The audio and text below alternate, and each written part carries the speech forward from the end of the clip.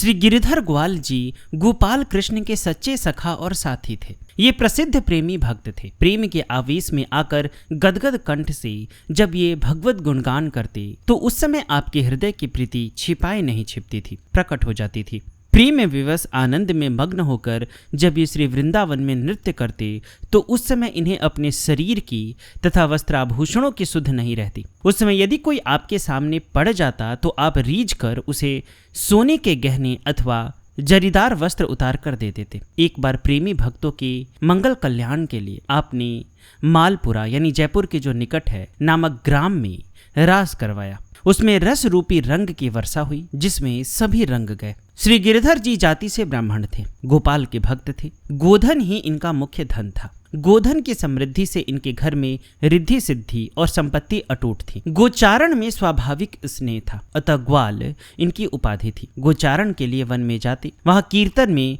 श्री गोपाल कृष्ण का सानिध्य प्राप्त करके नृत्य करते। प्रेमी भक्त होने के साथ साथ आप नामी मल्ल भी थे। आप पूर्व जन्म में द्वापर युग में कृष्ण बलराम के सखा थे और उनके साथ गोचारण किया करते थे। साथ ही कृष्ण बलराम से कुश्ती भी लड़ते थे। अतः इस जन्म में भी आप में वह संस्कार और कौशल बना हुआ था। एक बार दिल्ली के बादशाह ने आपको बुलाकर कहा, मैंने सुना है कि आप मल्ल विद्या में बड़े प्रवीण हो, अतः मेरे दिग्विजयी मल्लों के साथ कुश्ती लड़कर अपनी कला दिखाओ। आपने अस्वीकार किया। जैसे जैसे आपने लड़ने से इनकार किया वैसे वैसे बादशाह एवं अन्य लोगों का आग्रह बढ़ा। अंत में आपने कहा कि आपका दरबारी पहलवान जो सबसे बड़ा हो वह पहले मेरी गर्दन पर रगड़ा मारे, उसके बाद मैं उसकी गर्दन पर रगड़ा मारूं। इसी में बल और कला का पता पड़ जाएगा। दरबारी पहलवान ने स्वीकार करके गर्दन पर रगड़ा मारा तो आपकी नासिका से रक्त की कुछ बूंदें निकल आई। इसके बाद गिरधर जी ने उसकी गर्दन पर रगड़ा मारा तो एक ही रगड़े में उसके प्राण पखेरु उड़ गए।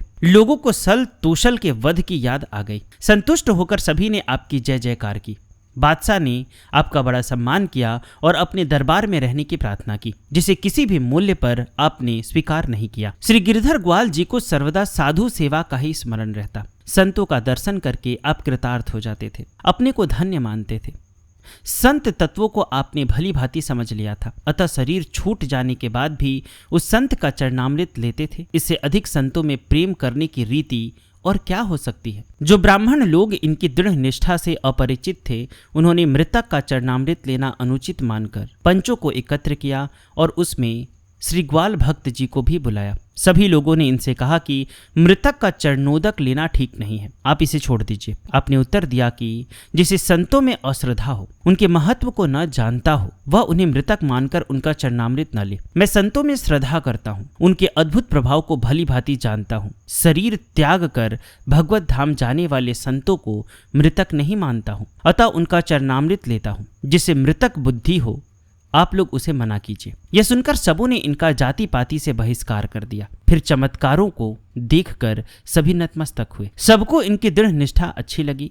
सभी लोग इनकी प्रशंसा करने लगे।